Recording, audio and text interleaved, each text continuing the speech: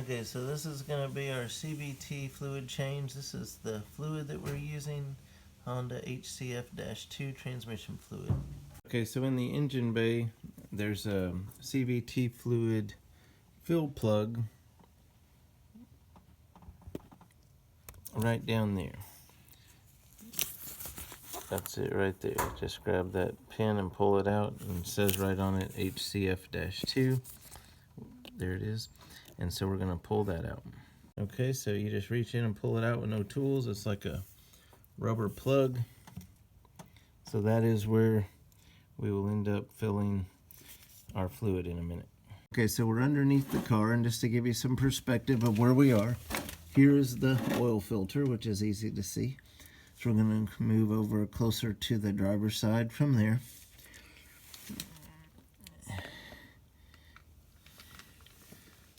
And here, this is our CVT fluid drain bolt right here, which we will use a 3/8 inch breaker bar to undo that. And then above that, right there, is a 17 millimeter check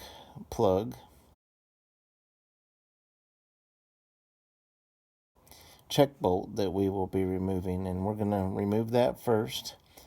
And that is the one that we will use to get the fluid right, as I will explain as we do the video. So this is the locations: drain bolt for the CVT, check bolt for the CVT. Okay, so the check bolt is a 12 millimeter and for the CVT, and then the drain bolt is an 18 millimeter that you take off with a 3/8 inch breaker bar. So you could see that the magnet, has collected some stuff over the 10,000 miles. We're going to clean that up. Our next step, once that CVT fluid is finished draining, we will be installing this drain bolt with a new crush washer, and we will be torquing it to 36 foot-pounds. Okay, now that our drain bolt is torqued for the CVT, we're going to add fluid. Okay, so this is our fluid.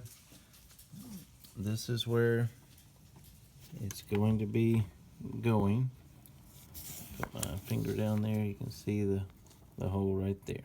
Okay, so for me, I'm going to use this funnel. You've really got to have a long funnel to get down in there, because it's just not easy to get all the way down there without hitting on these other things. So I would recommend investing. These are cheap, but a funnel like that with that is going to do that with no problem. So it's going to be able to reach down in there. So I'm going to add, now remember, I have the all-wheel drive, which does make a difference. The capacity is slightly larger from what I found on the internet. So if you don't have all-wheel drive, you're going to add 3 quarts. And then remember that our check bolt on the 12 millimeter check bolt is out, okay, which means that if we add too much fluid, it's going to drain out of that check bolt. So we still have our drain pan underneath the vehicle. If you don't have the all-wheel drive, you're going to add 3 quarts fairly quickly, and then on your 4th quart, you're going to go slowly, listening for that and checking frequently for that to drip. What I do on the all-wheel drive is I'm going to add 4 quarts rather quickly, and then I'm going to listen and watch for the drip as I slowly do the 5th quart. So we're going to do that now. Okay, so now we have our check bolt down under the car, hand tightened. So we have put our plug back in, our fill plug. And now what we do is we're going to get back in the car, leave the foot on the brake. This is important. We're going to start it up, foot on the brake. Okay, it's in park, foot on the brake the whole time. Reverse for at least 3 seconds. Neutral for at least 3 seconds.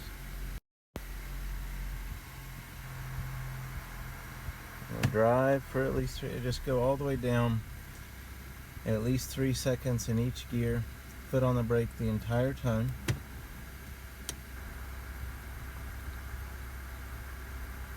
I don't even know if, you know, going through sport and low helps the transmission, but at least it gives it more time to run either way. Just don't be in a hurry.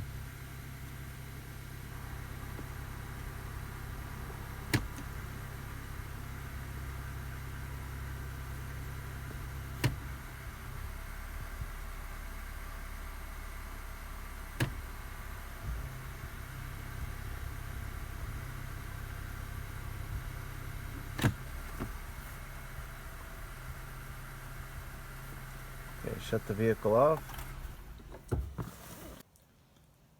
Okay, so once we shut the car off, we got back into the car, we removed our check bolt, our 12 millimeter check bolt, and we put our drain pan back under. We removed our fill plug and put our funnel back, and now we're going to do the same process where we continue to add fluid until it starts to drain out again.